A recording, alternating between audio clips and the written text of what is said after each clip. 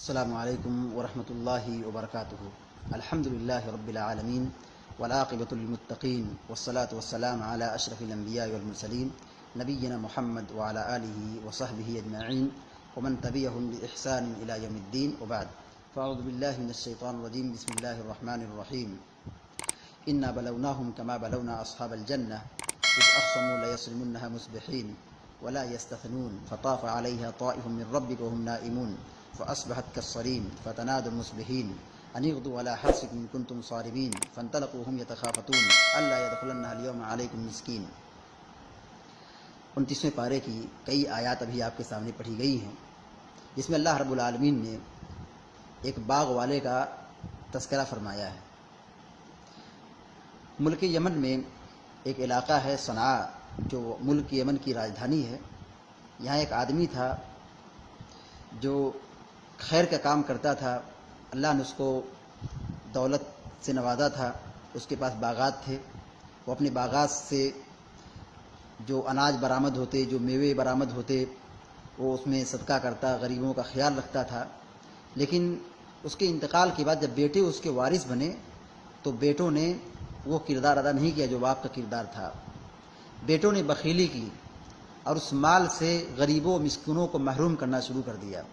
اسی وجہ سے اللہ رب العالمین نے اس باغ کو ہلاک و برباد کر دیا۔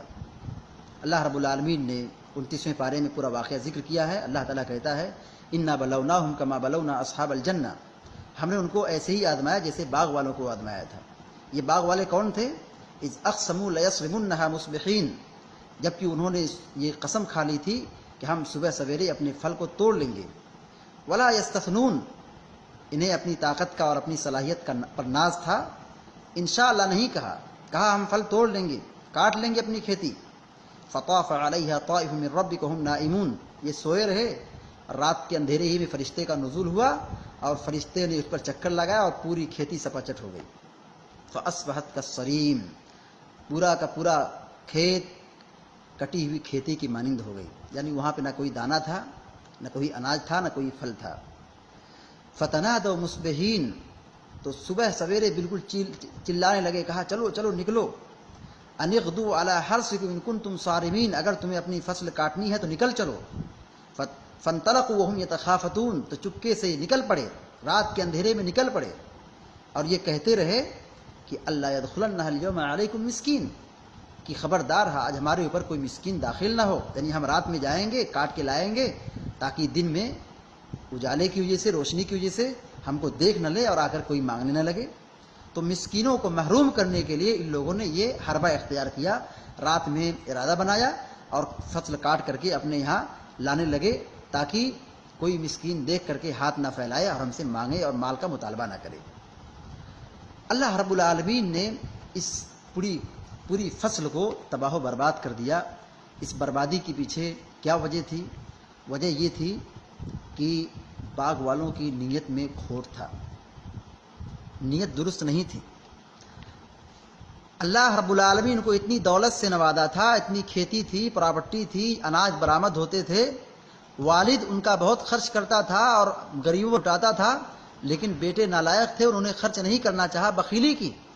اللہ رب العالمین اسی بخیلی کی وجہ سے مال کو برباد کر دیا اور ہلاک کر دیا۔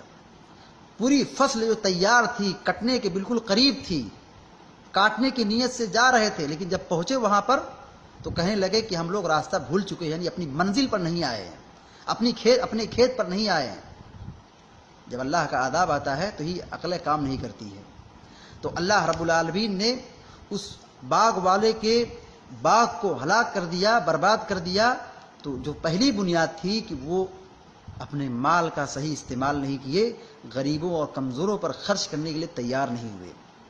خرچ کرنے سے روزی ملتی ہے، خرچ کرنے سے رزق میں اضافہ ہوتا ہے، رزق میں برکت ہوتی ہے اور انسان ہر قسم کے آفات سے اور عذاب سے محفوظ رہتا ہے۔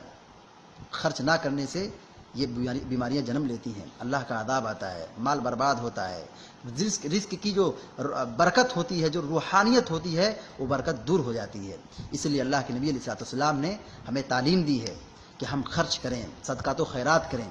صدقہ کرنے سے مال کم نہیں ہوتا ہے۔ پیارے نبی علیہ السلام نے فرمایا ما نقصت صدقۃ من مال، صدقہ کرنے سے مال میں کم نہیں ہوتا ہے، بلکہ خرچ کرنے سے، زکوٰۃ دینے سے، صدقات و خیرات کرنے سے یہ مال کی حفاظت ہوتی ہے، مال برباد نہیں ہوتا ہے۔ پیارے نبی علیہ السلام کہتے حسنوا اموالکم بالزکوٰۃ، صحیح الترغیب و ترہیب کی روایت ہے اور صحیح روایت ہے۔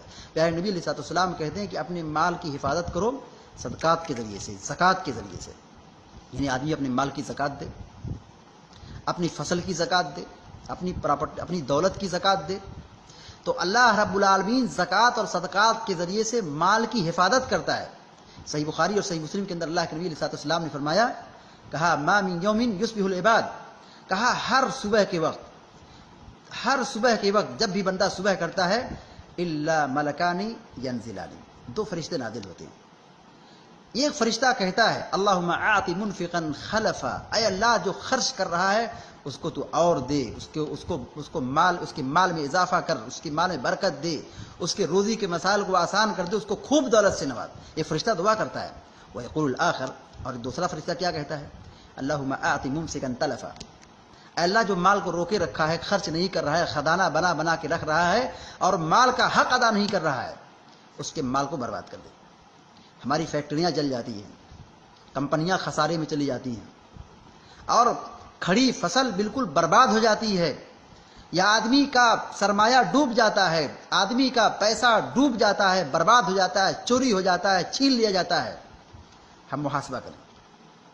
پیارے نبی یہ کہتے ہیں کہ اللہ رب العالمین فرشتوں کو بھیجتا ہے، پہلا فرشتہ کہتا ہے جو خرچ کرتا ہے اس کو دے، اور جو روک لیتا ہے، بخیلی کرتا ہے، اس کے مال کو برباد کر دے۔ کہیں ایسا تو نہیں کہ ہم نے مال میں بخیلی کی اور اللہ کے فرشتے کی بد دعا لگ گئی؟ تو مال کی حفاظت ہوتی ہے صدقات و خیرات کے ذریعے سے، مال محفوظ ہوتا ہے صدقات و خیرات کرنے سے، اور مال میں اللہ برکت ڈالتا ہے صدقات و خیرات کرنے سے۔ اللہ رب العالمین مال کو برباد کر دیتا ہے اگر ہم اپنے مال کا صحیح حق ادا نہ کریں اور اس میں زکوٰۃ اور صدقات و خیرات نہ نکالیں اور غریبوں مسکینوں کا خیال نہ رکھیں۔ قارون برباد ہو گیا، قارون ڈوب گیا مال کی وجہ سے، زمین میں دھسا دیا گیا۔ کیوں؟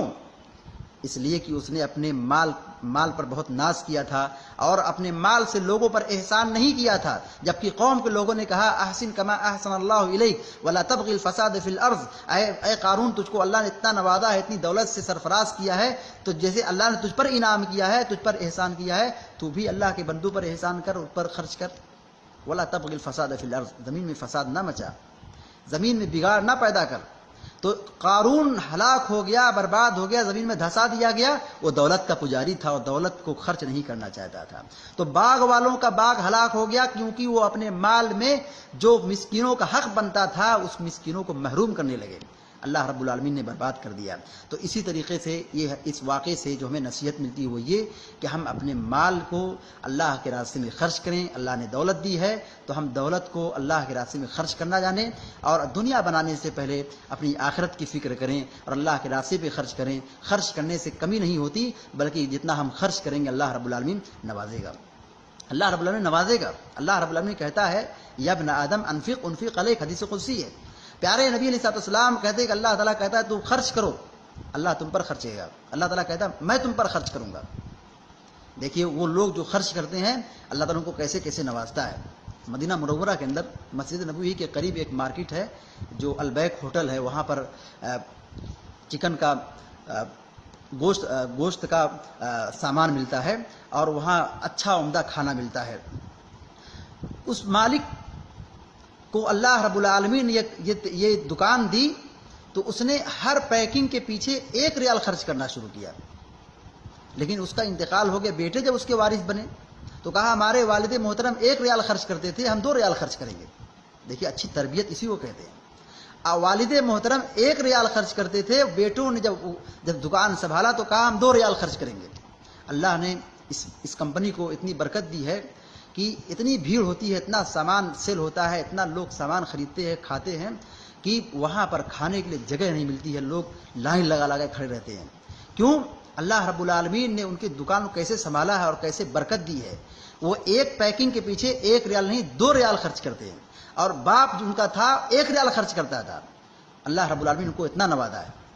اور یہاں باغ والے یہ تھے کہ باپ خرچ کرتا تھا، بیٹے نالائق بن گئے اور خرچ نہیں کیا تو اللہ رب العالمین نے باغ کو برباد کر دیا، فصل کو تباہ برباد کر دیا۔ اور یہاں اللہ رب العالمین اس دکان کو، اس کاروبار کو برکت دے رہا ہے، پروان چڑھا رہا ہے، اور اس کھانے کو لوگ بہت شوق سے کھاتے ہیں، اور لوگ بہت وہاں بہت بھیڑ رہتی ہے، وہاں کھڑے رہنے کی جگہ نہیں ملتی ہے۔ تو یہ اللہ رب العالمین کی ایک بہت بڑی نعمت ہے کہ ہم اللہ رب العالمین کے مال کے ملنے کے بعد ہم اس کا صحیح استعمال کریں۔ ہم صحیح استعمال کریں گے، صحیح جگہ پہ خرچ کریں گے، صدقات و خیرات کریں گے، تو اللہ تعالیٰ ہمارے مال کی حفاظت کرے گا اور ہمارے مال میں برکت دے گا اور ہمارے مال کو بڑھا کر دے گا۔ اللہ رب العالمین سے ہم دعا کرتے ہیں کہ اللہ تبارک و تعالیٰ ہم سب کو اور سارے مسلمانوں کو مال کی حفاظت اور صحیح جگہ پہ خرچ کرنے کی توفیق عطا فرمائے۔ آمین یا رب العالمین۔ اقول قولی ھذا واستغفر اللہ لی ولکم ولسائر المسلمین فاستغفروہ انہ غفور رحیم، وصلی اللہ علی نبینا محمد وعلی آلہ وصحبہ اجمعین۔ والسلام علیکم ورحمۃ اللہ وبرکاتہ۔